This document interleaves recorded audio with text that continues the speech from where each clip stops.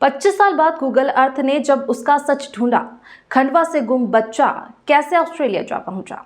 ऐसे किस्से और कहानियां हम सभी ने अपने बचपन में जरूर सुने होंगे कि फलाना छोटी उम्र में ही गायब हो गया था और बड़े होने पर वह फिर से वापस लौट आया, या वह बहुत गरीब था और उसके परिवार के पास 2 समय की रोटियों का भी जुगाड़ नहीं था, लेकिन वापस लौटने पर उसने पूरे परिवार का कायाकल्प कर डाला, झोपड़ी को महल अटारी में बदल डाला। नमस्कार, आपके साथ मैं हूं भावना।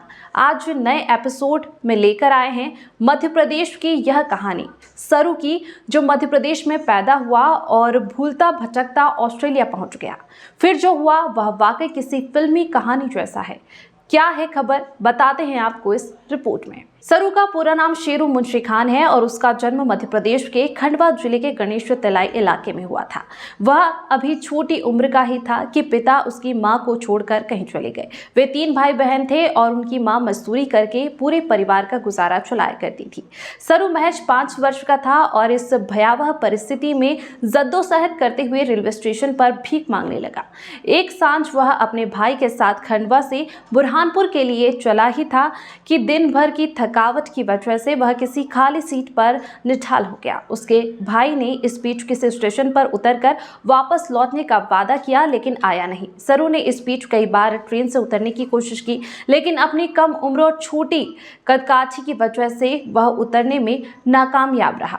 वह अपने शहर से कोई 1500 किलोमीटर दूर हावड़ा स्टेशन पहुंच गया था। वहां उसे कई अजीबोगरीब लोग भी मिले जो उसे अपने साथ कहीं ले जाना चाहते थे, लेकिन वह उनसे बचता हुआ किन्हीं 2 किशोर वह लड़कों के संपर्क में आया और वे उसे किसी सरकारी अनाथालय ले गए।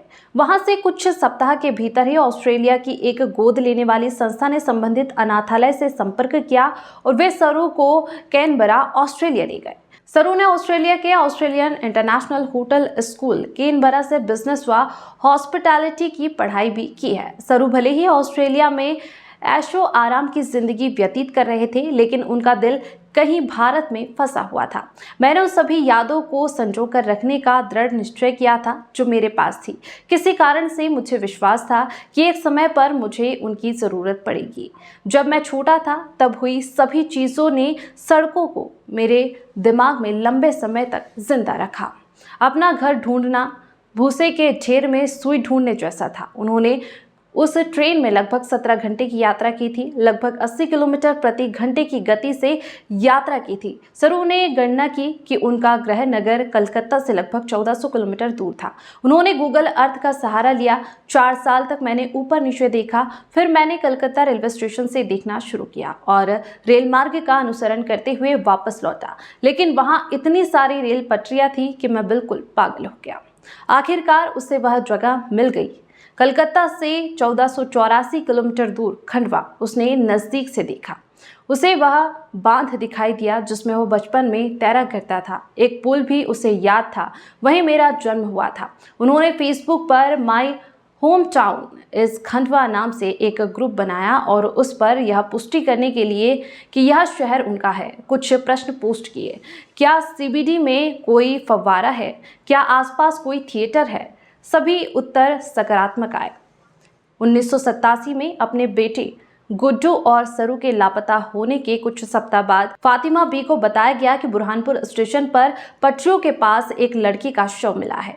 यह गुड्डू ही था। उनकी मौत का कारण कभी नहीं बताया गया। पुलिस को कभी भी बहुत ज़्यादा परेशान नहीं किया गया। भारत में गरीब बच्चों की दुर्घटनावश या जानबूझकर मौत होना आम बात है। 26 साल के लंबे इंतजार के बाद फातिमा ने अपनी ज़िंदगी जी।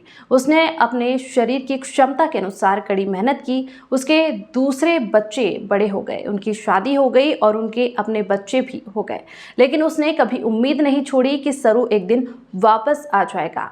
फातिमा भी मैंने हर दिन अपने पूरे जीवन में प्रार्थना की और मेरी एकमात्र प्रार्थना यही थी कि भगवान मरने से पहले मेरे बेटे को फिर से गोद में लेने की मेरी इच्छा पूरी करे। वह अपने सामने के दरवाजे के पास आधी रोशनी में द सैटरडे एज को बताती है कि मैंने कभी विश्वास नहीं खोया। ईंटें ढोने के लिए बहुत बूढ़ी होने के बावजूद वह अभी भी शहर के एक घर में सप्ताह में 6 दिन सफाई का काम करती है। सालों तक वह जो भी पैसा बचाती थी उसे वह यात्रा करने, अफवाहों और आशंकाओं पर ध्यान देने और अपने बेटे की तलाश में खर्च करती थी। वह कहती है, मेरे जीवन में एक ही इच्छा थी और वह थी अपने बेटे को फिर से देखना। सरू खंडवा वापस आया ताकि शहर में अपने अंतिम कदमों को याद कर सके। वह अलग था, पुराने घर और निर्माण गिरने लगे थे, ऊपर नए निर्माण का निर्माण किया गया था, लेकिन मैंने इसे बेनकाब कर दिया। मैं चलता रहा और मैंने सोचा, मैं यहाँ हूँ। मैं छोटे से शहर के केंद्र में खड़ा था। मैं बस खड़ा था और देखता रहा। वह विदेशी लेकिन जानी पहचानी सड़कों से होते हुए आगे बढ़ता रहा, जब तक कि उसने खुद को उसके सामने वाले दरवाजे के सामने नहीं पाया, जिसे उसने एक चौथाई सदी पहले एक बच्चे के रूप में छोड़ दिया था। घर पर कोई नहीं था, लेकिन सरू के आने की खबर गणेश तलाई के मुस्लिम इलाके में फैल गई। जैसे ही वह उसकी संगरी गली के कोने पर पहुंचा, उसने देखा और उसे पता चल गया, फातिमा भी। मैंने उसे तुरंत पहचान लिया, वह मेरा बेटा था। मैंने उसे उसके माथे पर निशान से पहचाना, जहां एक घोड़े ने उसे लात मारी थी जब वह बहुत छोटा था, और उसकी ठोड़ी भी उसके भाइयों जैसी ही थी। अपने हाथों को सीने पर रखकर वह बताती है कि इतने सालों के बाद उन्होंने अपने बेटे को फिर से गोद में लिया है। वह याद करते हुए, आंसू बहाते हुए कहती है, मैंने बिना समय गवाए अपने बेटे को गले लगा लिया। मुझे बहुत खुशी हुई। मेरे दिल में खुशी समुद्र जितनी गहरी थी। जब मेरा बेटा मुझसे मिला तो मुझे इस धरती का स्वर्ग का अनुभव हुआ। वह बूढ़ी हो गई थी, लेकिन आप अभी भी उसके चेहरे की बनावट देख सकते हैं जो मेरी यादों में बसी हुई थी। वह साधारण चीज़ जो हमें वह बनाती है जो हम हैं। सरू खंडवा में 10 दिन तक रहे, अपनी माँ से मिलने गए तथा अपनी बहन शकीला, सबसे बड़े भाई कल्लू, चचेरे भाई और बचपन के दोस्तों से मिले। प्रतिवर्ष यहाँ लौटने का इरादा रखते हैं। फातिमा अब एक संतुष्ट महिला की तरह जीवन जी रही है। वह अपने साथ सरू की तस्वीरें रखती है और उसने अपने मोबाइल फ़ोन में उसका नंबर सेव करके रखा है। उसकी अंग्रेज़ी सीमित है, सरू की हिंदी की तरह, लेकिन वह सिर्फ उसकी आवाज़ सुनना पसंद करती है। अब उसका जीवन ऑस्ट्रेलिया में है। वे वहाँ उसके परिवार के सदस्य हैं। मैं उनसे कहती हूँ, आपने उसे जो नया जीवन दिया है उसके लिए आपका बहुत बहुत धन्यवाद, लेकिन मुझे उम्मीद है कि वह अपनी जड़ों से जुड़ा रहेगा। वह कहती है, मेरे लिए तो यह बहुत खुशी की बात है। वह घर आ गया है। अपनी माँ से मिलकर वे बेहद खुश हैं और उनकी माँ, जो एक सफाई कर्मी का काम करती है, सारा काम छुड़वा कर उनके लिए एक घर बनाना चाहते हैं। इस बीच उन्होंने ए लॉन्ग वे होम नामक किताब भी लिखी है और उनकी जिंदगी पर आधारित इस किताब पर फिल्म भी बनने वाली है। इस फिल्म में हॉलीवुड की मशहूर अदाकारा निकोल किडमैन और Slumdog Millionaire film star Dev Patel अहम किरदार निभाएंगे। फिलहाल इस एपिसोड में इतना ही। इसे लेकर आपकी प्रतिक्रिया क्या है, जरूर बताएं।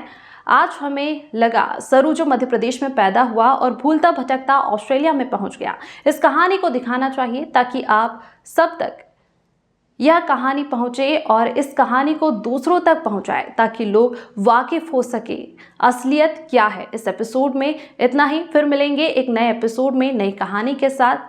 तब तक के लिए दीजिए मुझे इजाज़त और कमेंट करके अपनी राय जरूर दें।